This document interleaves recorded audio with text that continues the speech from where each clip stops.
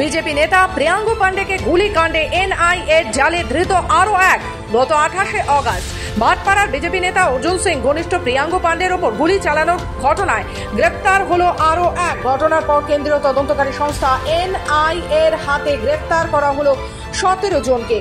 বুধবার গোপন সূত্রে খবর পেয়ে বেঙ্গালুরু থেকে এনআইএর গ্রেপ্তার মোহিত মাহাতো ওরফে সাহিল নামের এক যুবককে। তবে অর্জুন সিং ঘনিষ্ঠ প্রিয়াঙ্গু পান্ডের ওপর গুলি চালানোর ঘটনায় সরাসরিভাবে তিনি অভিযোগ করেন জগদ্দল কেন্দ্রের বিধায়ক তথা দমদম ব্যারাকপুর সাংগঠনিক জেলা তৃণমূল শ্রমিক সংগঠনের সভাপতি সোমনাথ সারের দিকে। তিনি বলেন তাকে পরিকল্পিতভাবে খুন করার চক্রান্তের পেছনে তৃণমূল বিধায়ক সরাসরিভাবে যুক্ত রয়েছেন।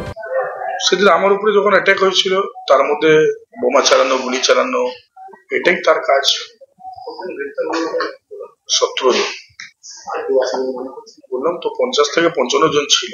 সেই সামান্য 22 সেকেন্ডের ভিডিওয়ে যা আমরা চিহ্নিত করতে পারছি, বা এনআইএ যাকে চিহ্নিত করতে পেরেছে তাদেরকে আস্তে আস্তে করে অ্যারেস্ট করার তারা অ্যারেঞ্জমেন্ট করে রেখেছে।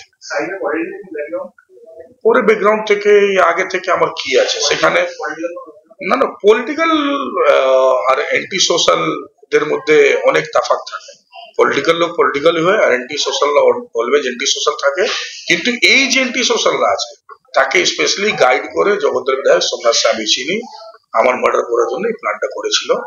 আস্তে আস্তে যারা যারা ধরা পড়ছে তারা সবাই কিন্তু তার নাম বলছে যে আমরা তো ফেসে গেছি, আমরা জানতাম না। আমাকে এমএলএ ফোন করলো, আমাকে এমএলএ ফোন করে ডেকে বললো এটা করে দিতে হবে। এনি হাউ এমএলএ জগদ্দলের কথা ছিল প্রিয়াঙ্গু পান্ডেকে শেষ করে দিতে হবে, তাই জন্য আমরা উঠেছি। 2 জন 3 জন তো এরকম আছে যে বলছে কি আমি এটাও জানতাম যে প্রিয়াঙ্গুদা মার্ডার হবে, কিন্তু যখন স্পটে যাচ্ছি তখন বললো ওর কাজ হবে, তখন তার কিছু করার নেই, ব্যাক করতে পারবো না, তখন মেরেছি। তো এই টোটাল ঘটনাটাই হচ্ছে জগদ্দল এমএলএ সোমনাথ সাবিচিনি কথাতে তারা করেছে। তার উপরে কে আছে, তৃণমূলের সাংসদ আছে কি না আছে সেটা সময় আসলে ঠিক হয়ে যাবে। উত্তর 24 পরগনা থেকে পল্লব মণ্ডলের রিপোর্ট, খবর বাংলা।